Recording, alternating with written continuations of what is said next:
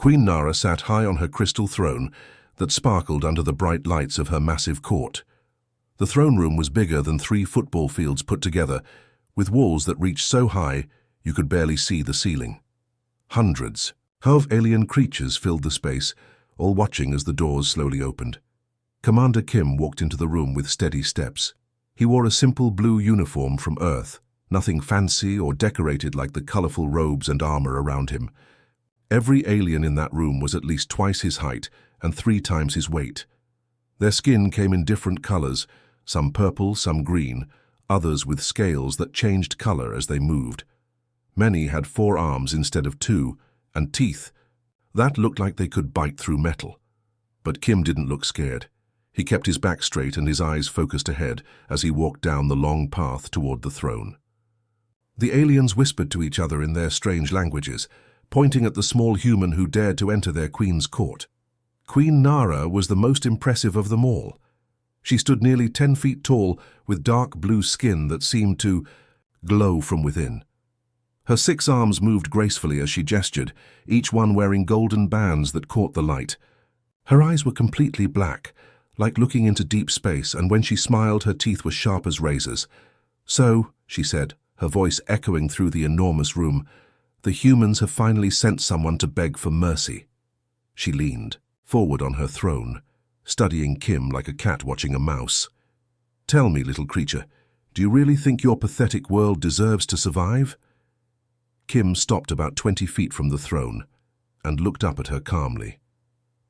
"I'm not here to beg, Your Majesty. I'm here to offer Earth surrender under honorable terms." The entire court burst into laughter. The sound was terrible, hundreds of different alien voices laughing in ways that hurt human ears. Some made clicking sounds, others roared, and a few made high-pitched whistles that sounded like screaming. Queen Nara raised one of her hands, and the laughter stopped immediately. "Honorable terms?" she repeated, her voice dripping with amusement. "You humans are even more foolish than we thought. Your weapons cannot hurt our ships. Your armies cannot match our warriors. Your entire species is nothing more than insects to us." Kim nodded slowly.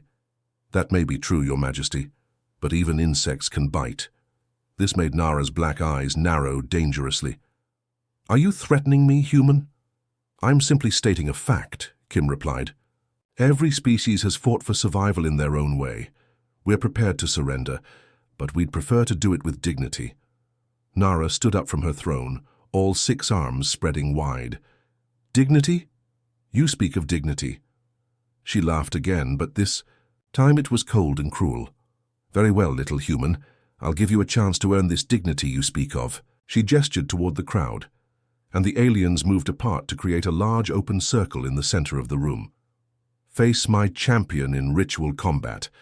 When you lose, and you will lose, your people will kneel before the Valdris Empire and accept whatever fate we choose for them." From the crowd stepped the biggest creature Kim had ever seen. The alien called Dex was at least 12 feet tall and looked like someone had crossed a bear with a rhinoceros.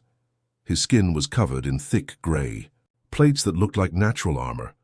His arms were as thick as tree trunks, and his hands ended in claws that could probably tear through steel. 2 curved horns grew from his forehead, and his small red eyes glowed with excitement at the thought of fighting.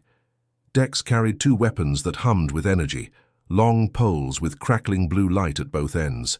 When he moved them through the air, they left trails of light behind them and made a sound like thunder. Kim looked at this massive warrior and felt his heart beating faster. He'd trained for combat his whole military career, but nothing had prepared him for something like this. Still, he kept his voice steady when he spoke. "And if I win?" Kim asked, though he could hardly believe the words were coming out of his mouth. Queen Nara's laughter filled the room again. "Win? You think you can defeat Dex?" She gestured at her champion, who roared and struck his weapons together, creating a flash of light that made everyone blink. "But very well, I'll humor your delusion. Ancient Valdris law states that if an outsider defeats the royal champion in formal combat, the victor may claim either the ruler's throne or the ruler's hand in marriage." The court fell completely silent. This was clearly an old law that most had forgotten about. Kim studied Queen Nara's face carefully. Something told him she hadn't expected to mention that law. Maybe she'd forgotten about it too, until the words came out of her mouth. "I accept your challenge," Kim said firmly. The massive court transformed into an arena as servants quickly moved furniture and created a fighting circle. Hundreds of alien nobles pushed forward, excited to watch what they thought would be the shortest fight in Valdris history. They made bets on how quickly the human would fall. Some said 10 seconds, others were generous and guessed 30. The floor of the arena was covered with fine golden sand that sparkled under the bright lights. Ancient symbols were carved into the walls around the fighting area, telling stories of great battles from thousands of years ago. This was where Valdris warriors had proven their strength for centuries, and now a human was about to step into that sacred space. Dex stepped into the center of the arena, and the crowd cheered wildly. He was their greatest champion, undefeated, in over 200 battles. His thick, armored skin had never been seriously wounded, and his energy weapons had never failed to destroy an enemy. The massive warrior began his warm-up ritual, and it was truly something to see. He spun his crackling energy weapons in complex patterns that had been passed down through generations of Valdris fighters. The blue lightning danced through the air as he moved the weapons faster and faster. Sometimes he threw them high into the air and caught them without looking. Other times he spun them so quickly they became circles of pure light. The movements were beautiful in their own way, like a deadly dance that told the story of Valdris military might. Each spin and thrust had meaning, representing victories over different alien species the Empire had conquered. The crowd knew every movement and chanted along with the ritual, their voices growing louder as Dex's performance reached its peak. Kim watched all of this while quietly removing his uniform jacket and folding it neatly. Underneath, he wore a simple white t-shirt that made him look even smaller compared to the armored giant before him. Some aliens in the crowd laughed at how ordinary he looked. No fancy armor, no glowing weapons, no ceremonial movements. But Kim wasn't paying attention to their laughter. His eyes were focused completely on Dex, studying every movement the champion made. As a military commander, Kim had been trained to analyze enemy tactics and find weaknesses. He watched how Dex held his weapons, how he moved his feet, where he looked when he attacked. The more Kim watched, the more he understood. These movements were incredibly impressive to look at, but they followed exact patterns that never changed. Every Valdris warrior probably learned the same techniques in the same order. It was like watching someone perform a very complicated dance, beautiful but completely predictable once you knew the steps. Kim began his own warm-up, but it was nothing like Dex's show. He simply stretched his arms and legs, rolled his shoulders and took a few deep breaths. To the aliens watching, it looked like he wasn't taking the fight seriously at all. They whispered among themselves about how the human seemed to have no idea what he was facing. While Kim stretched, he noticed other important details. The arena sand was loose and fine, perfect for throwing. The walls had rough surfaces that could be used for leverage. The lighting created shadows in certain spots that might provide advantages. Kim's military training had taught him to use every part of his environment as a potential weapon. Dex finished his ritual by striking his two energy weapons together above his head, creating a flash of light so bright it lit up the entire arena. The crowd roared their approval. He then pointed both weapons at Kim and let out a war cry that sounded like a combination of a lion's roar and thunder crashing. Queen Nara stood up from her throne, all 6 of her arms raised high. "Let the combat begin," she commanded, her voice cutting through the noise of the excited crowd. Dex immediately charged forward with another ceremonial war cry, just as Kim had expected he would. The massive warrior held his energy weapons high and wide, planning to bring them down in the traditional Valdris opening attack that had worked against hundreds of opponents. But Kim was already moving. Instead of trying to block or run backward, like most fighters would, he stepped sideways at the last second.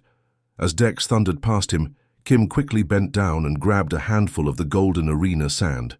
Before Dex could turn around, Kim threw the sand directly into the champion's small, red eyes.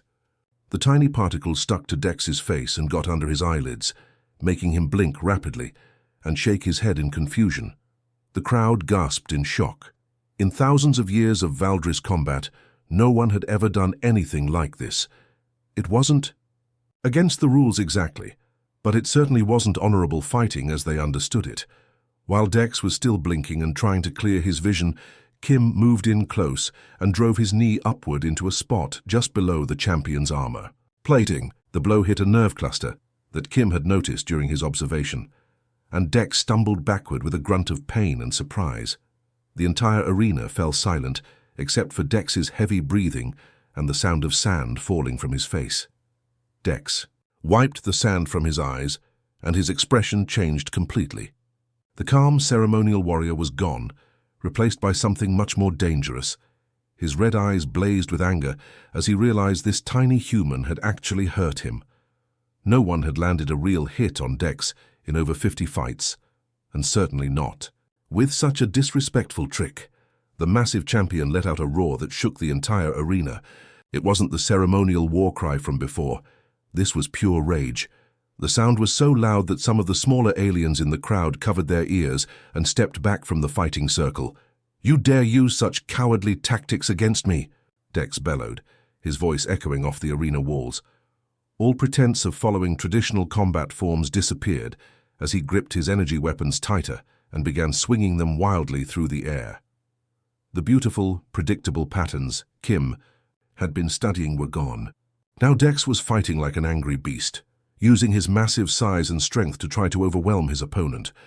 His energy blades carved through the air with tremendous speed, leaving trails of crackling blue light wherever they passed. Kim had to move fast. He rolled to the left just as one of the energy weapons slammed into the ground where he'd been standing, sending up a shower of golden sand and sparks. The weapon left a smoking crater in the arena floor, showing just how much power was behind each swing. But Kim's smaller size was actually helping him now. While Dex had to put his whole body behind each massive swing, Kim could change direction quickly and stay just out of reach. He ducked under a horizontal slash that would have cut him in half, then immediately rolled forward between Dex's legs as the champion tried to bring both weapons down on top of him. The crowd was getting more excited as the fight continued. They had expected to see the human crushed immediately, but instead they were watching something they'd never seen before. Their unbeatable champion struggling against an opponent a quarter of his size. As Kim moved around the arena, he kept looking for opportunities to strike back. He couldn't match Dex's strength or weapons, so he had to be smarter. Every time Dex swung and missed, Kim would dart in quickly and hit a pressure point or joint that wasn't protected by the thick armor plating. A quick jab to the back of Dex's knee made the big warrior stumble. A strike to his wrist caused him to momentarily lose his grip on one weapon. Each individual hit didn't do much damage, but they were adding up and making Dex even angrier. "Stand still and fight me properly," Dex shouted as he spun around, trying to catch Kim with a wide sweep of both energy blades. Kim jumped backward, barely avoiding the attack. "What's proper about this fight?" he called back. "You're twice my size with energy weapons, and I'm supposed to stand still and let you hit me?" This logic didn't matter to Dex. In his mind there was a right way to fight and a wrong way, and Kim was definitely doing it wrong. "Fight with honor, human. Face me like a true warrior." Kim dodged another wild swing and shook his head. "I'm fighting to win," he said simply. "That's what warriors do." The next few minutes were like a deadly dance.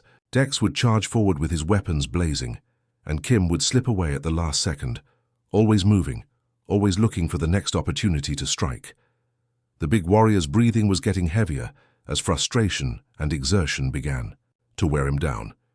Then Kim saw his chance. Dex raised both weapons high over his head for a massive downward strike that would have crushed a normal opponent. But instead of running away, Kim stepped forward and to the side, grabbing onto Dex's extended arm and using the warrior's own momentum against him. It was a move Kim had learned in basic military training, how to use an opponent's size and strength as a weapon against them. As Dex brought his weapons down with tremendous force, Kim pulled and twisted, sending the massive warrior off balance. Dex couldn't stop his own momentum. He stumbled forward, trying to catch himself, but Kim was already moving. With a final push, Kim sent the champion crashing into the arena wall with a sound like thunder. The impact was so hard that cracks appeared in the ancient stone.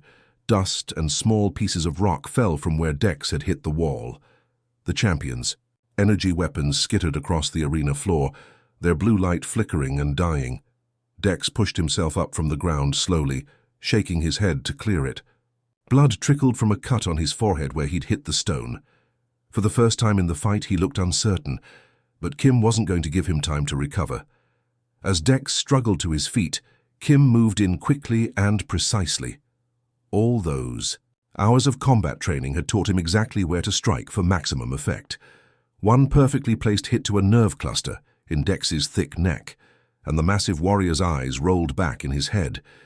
He swayed for a moment, like a falling tree, then crashed to the arena floor unconscious. The silence that followed was complete and absolute. No one in the crowd made a sound. Even Queen Nara sat frozen on her throne, staring down at her fallen champion with disbelief written across her face.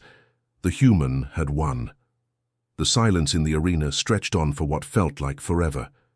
Queen Nara stared down at her unconscious champion, her dark blue skin slowly turning a lighter shade that Kim guessed meant she was either shocked or afraid. Maybe both.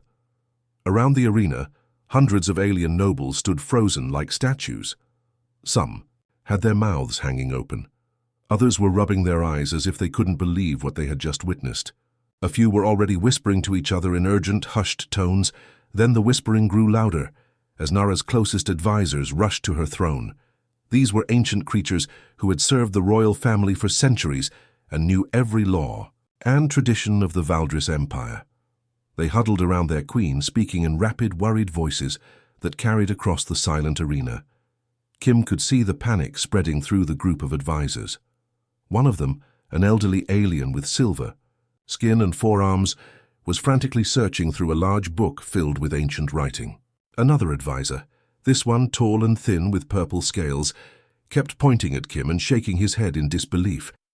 Queen Nara's expression changed as she listened to her advisors. The shock on her face was slowly being replaced by something much more dangerous: cold, calculating anger. Her 6 arms gripped the sides of her crystal throne so tightly that Kim could hear the stone beginning to crack. The ancient law of combat challenge, one advisor whispered loudly enough for everyone to hear. It has not been invoked in over 1,000 years, but it remains valid under imperial statute. Surely there must be exceptions, another advisor argued. This was not a formal challenge between equals. This human is not even a member of our species. But the elderly advisor with the book shook his head sadly. The law makes no distinction between species, Your Majesty.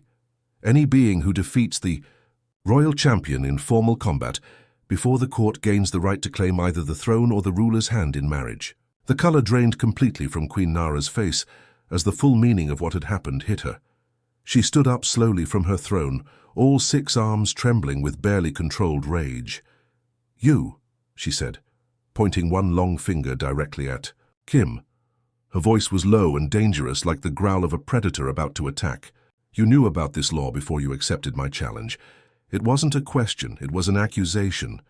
Kim looked up at her calmly, not showing any of the exhaustion he felt from the fight. "Your people have conquered dozens of worlds, Your Majesty.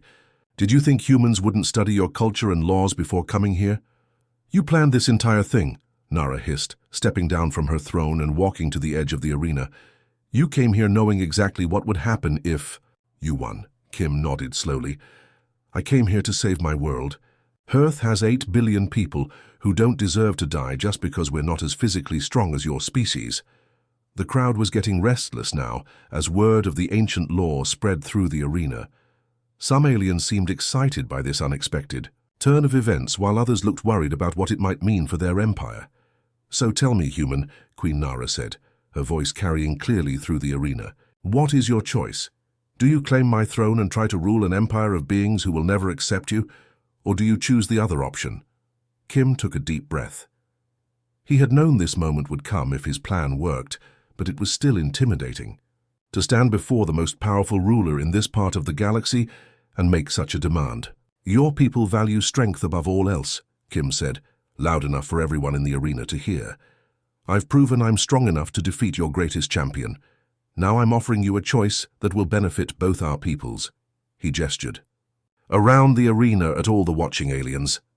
You can give up your throne and let me try to rule an empire I know nothing about, surrounded by people who hate me. That would probably end badly for everyone. Queen Nara's eyes narrowed dangerously. And the alternative?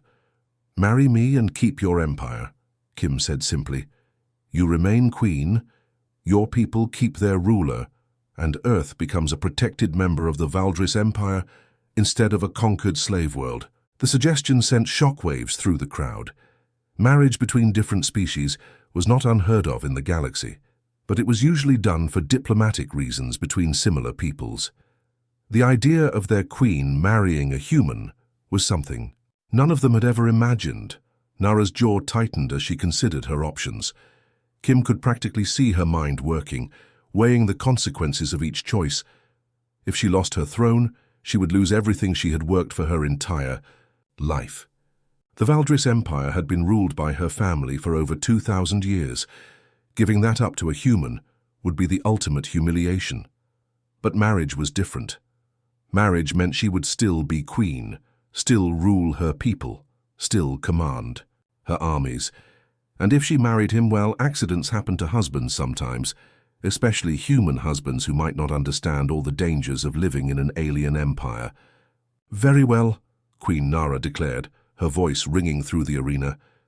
I choose marriage.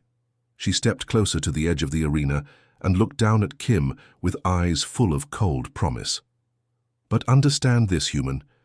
You may have won the right to marry me, but you have won nothing else. You will be my husband in name only, and I will be looking for the first opportunity to make myself a widow. Kim met her gaze steadily. We'll see about that, Your Majesty. 6 months had passed since the wedding ceremony that shocked the entire Valdris Empire. Queen Nara sat in her private study, watching through a large window as Kim worked with her military generals in the courtyard below. She had expected to be planning his funeral by now, but something unexpected had happened instead. The human was actually useful. It had started small. During their first week of marriage, Kim had noticed that the palace food deliveries were always late, and often spoiled by the time they arrived. Instead of complaining like most people would, he had quietly studied the supply routes and discovered that the delivery ships were taking a path that added 3 unnecessary days to their journey. When Kim suggested a shorter route, the palace staff had laughed at him, but Nara, curious to see him fail, had ordered them to try his way. The food arrived fresh and 2 days early. It was such a simple change that no one could understand why they hadn't thought of it before. Then Kim had started asking questions about other problems around the empire. Why did it take so long to get messages between distant planets? Why were some military units always running out of supplies, while others had too much? Why did conquered peoples keep rebelling, even after they had been defeated? To most Valdris, these weren't really problems. They were just the way things had always been. But Kim approached each issue like a puzzle to be solved, rather than a tradition to be accepted. Now, as Nara watched from her window, Kim was in the middle of another one of his problem-solving sessions. He sat at a large table with 5 of her most experienced generals, surrounded by maps and data reports. But instead of shouting orders, like Valdris leaders normally did, Kim was actually listening to what the generals had to say. The supply shortage in the Outer Rim has gotten worse, General Voss was explaining. He was a massive creature with thick armor plating and scars from 100 battles. Our ships can't carry enough supplies to keep all the garrison troops fed and equipped. In the old days, the solution would have been simple. Take more supplies from the conquered planets, even if it meant the local populations would starve. But Kim had a different idea. What if we didn't need to ship so many supplies, Kim asked. Some of these planets must be able to produce their own food and equipment. Why not help them build their own factories and farms, then trade with them instead of just taking what we need? The generals looked at each other in confusion. Trade with conquered peoples? The idea was almost unheard of in the Valdris Empire. But, sir, another general said carefully, if we help them become self-sufficient, they might become strong enough to rebel against us. Kim smiled. Or they might become prosperous enough that they don't want to rebel. People who are doing well tend to prefer stability over war. From her window, Queen Nara had to admit that Kim's ideas were working better than anyone had expected. 3 planets that had been constant sources of rebellion were now peaceful and productive after Kim had helped them set up their own local governments and trade agreements. The door to Nara's study opened, and Kim walked in carrying a data pad. His face was excited in the way it always got when he thought he had solved another problem. "The Korith rebels have agreed to negotiate," Kim announced, without any of the formal ceremony that usually accompanied reports to the Queen. After 6 months of marriage, he had stopped treating her like a distant ruler and started talking to her like a partner. Nara looked up from the papers she had been reading. The Korith rebellion had been going on for over 2 years and had cost the Empire tremendous resources. Her best generals had tried everything: more troops, better weapons, harsher punishments for captured rebels. Nothing had worked. "Negotiate," Nara repeated. "The Korith are terrorists and murderers. We don't negotiate with rebels." Kim sat down in the chair across from her desk, something that would have been unthinkable for anyone else to do without permission. "They want to join the Empire voluntarily, if we guarantee their cultural autonomy. They can keep their own traditions, and local leaders, but they'll contribute troops and resources to the Empire's defense." Nara's first instinct was to refuse immediately. "Impossible. We conquer, not negotiate. That's how the Valdris Empire has always operated." "And how's that working out for you?" Kim asked gently. "You've been fighting the Korith for 2 years. How many ships have you lost? How many soldiers? How much money has this rebellion cost you?" The numbers were embarrassing, and Nara didn't want to think about them. The Korith rebellion had drained resources that could have been used to expand the Empire or defend against outside threats. "Besides," Kim continued, "what's the point of conquering people if they're going to spend all their time and energy fighting you instead of contributing to the Empire? Wouldn't it be better to have them working with you instead of against you?" "Queen." Nara stood up and walked to the window, looking out at the city beyond the palace walls. In the distance she could see the spaceport, where ships from dozens of different worlds came and went every day. Some of those ships carried troops heading to fight rebellions. Others brought back wounded soldiers or news of lost battles.